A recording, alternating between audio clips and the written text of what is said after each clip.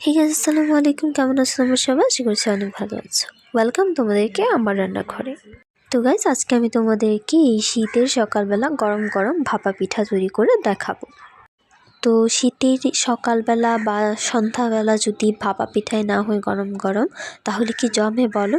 তো শীতে কিন্তু অবশ্যই পিঠা লাগিয়ে আমাদের সকলের, বাঙালিদের বিশেষ করে। তো আমার চ্যানেলে অলরেডি অনেক অনেক অনেক পিঠার রেসিপি দেওয়া আছে, ডিসক্রিপশন বক্সে দিয়ে দিব, অবশ্যই তোমরা চেক করে আসবে।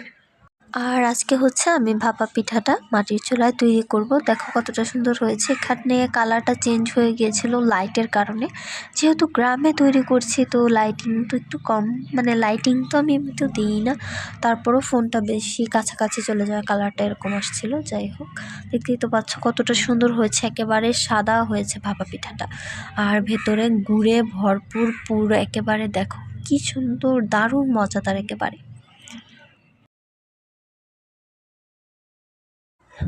এই শীতে কিন্তু অবশ্যই আমার চ্যানেলে দেওয়া প্রত্যেকটা পিঠা ট্রাই করবে। তো গরম গরম ভাপা পিঠা তৈরি করার জন্য প্রথমে আমি এখানে গুড় গ্রেট করে নিয়েছি, ছোট ছোট করে টুকরো করে নিয়েছি। তারপর দেখো এটা কিসের পাত্র নিয়েছি, দেখো আগে সেটা দেখাই। এটা হচ্ছে নারকেলের যে নিচের পাত্রটা হয় সেটা, যা আমার কাছে আসলে পাত্র ছিল না হাতের কাছে, তাই এটা নিয়েছি। আর চালের গুঁড়ো পানি দিয়ে ভালো করে মেখে এরকম বেতের তৈরি একটা চালুন বলা হয় যেগুলোকে, খুব একটা নামও আমি জানি না সচরাচর, এগুলো দিয়ে ভালো করে চেলে নিয়েছি। দেখতেই পাচ্ছ এরকম করে চেলে নিতে হবে, তাহলে যে গুঁড়োটা বের হবে সেটা দিয়েই কিন্তু হচ্ছে পিঠাটা তৈরি করতে হবে। আর নর্মাল মেখে নিলে কিন্তু সেটা দিয়ে পিঠা তৈরি করলে হবে না পিঠাটা। তোমরা অবশ্যই আমি যেভাবে বলছি সেভাবে চালের গুঁড়োটা বানিয়ে নিবে। তো বন্ধুরা, এরকম পানি দিয়ে সুন্দর করে চালের গুঁড়োটা আমি প্রস্তুত করে নিয়েছি আমার ভাপা পিঠা তৈরি করার জন্য। দেখতেই পাচ্ছ এরকম করে জেলে নিবে, আর একদম দলা পাকানো যাবে না, গুঁড়োটাকে একদম মসৃণ গুঁড়ো রাখতে হবে। দেখো দলা পাকাচ্ছে না কিন্তু, এরকমটাই কিন্তু পারফেক্ট।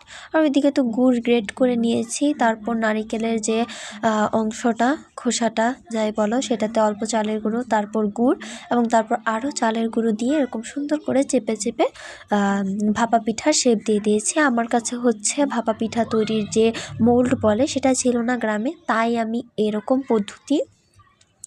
এই পদ্ধতিতে করেছি।